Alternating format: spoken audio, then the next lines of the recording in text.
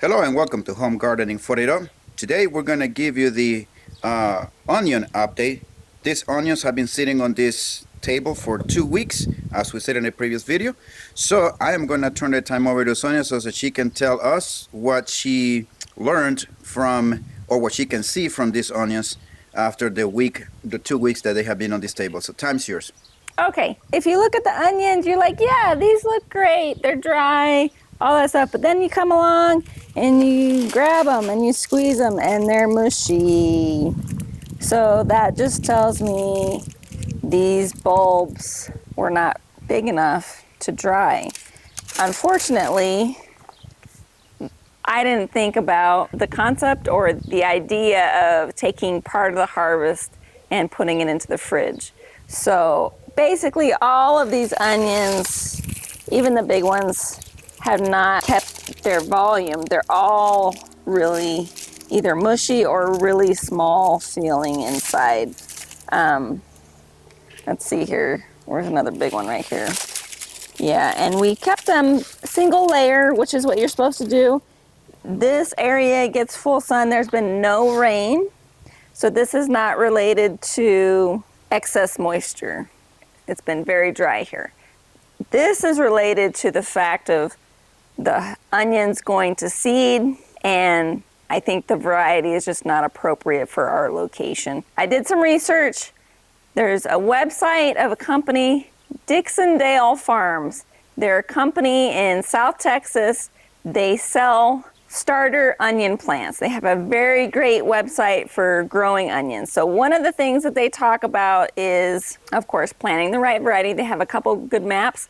I'll see if we can't post them up here for you to look at. Short day onions, predominantly lower areas of the United States and below.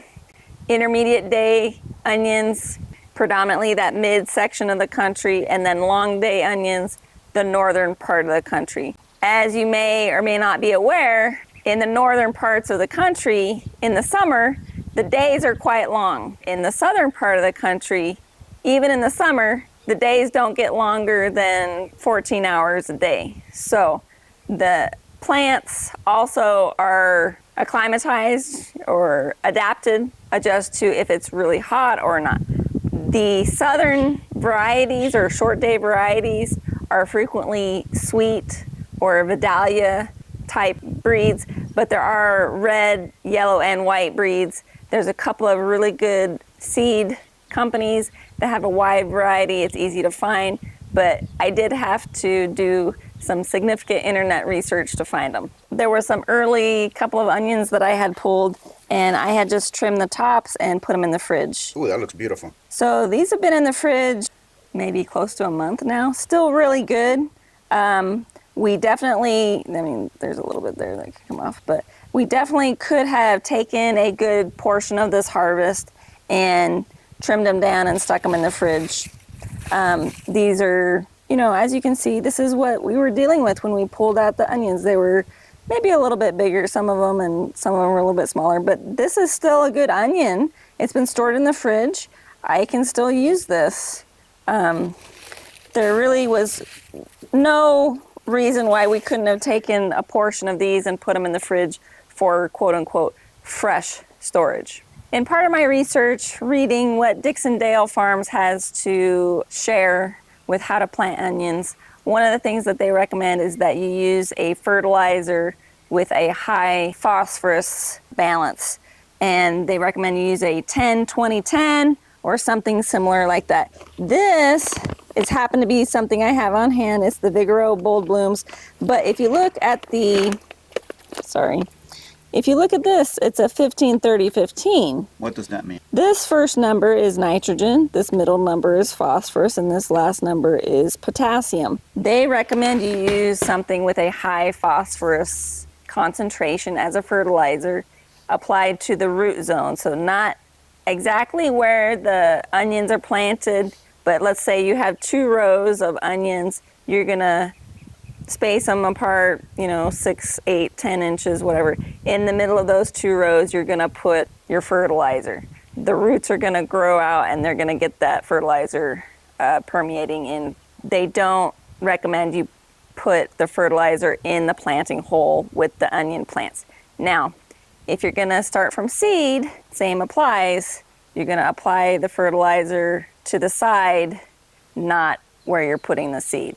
So those are some few tips that I have.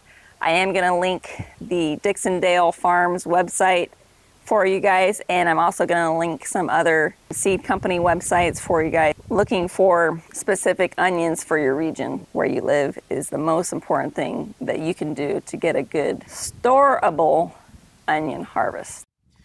Okay, well, judging by what's in that bag, the two good looking onions there, we could have well experimented with a very small portion, maybe a quarter or a third of all of these onions. Pick the big ones, put them as an experiment to dry them so that they could we could store them dry.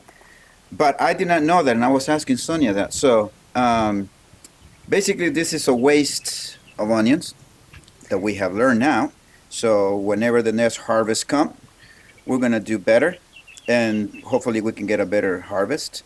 But it's sad. We're gonna have to throw this in the compost, but at least it's not gonna be thrown in the garbage or anything like that just for waste. But anyways, that's pretty much what we have for you guys today. It's a pretty sad that we lost all these onions.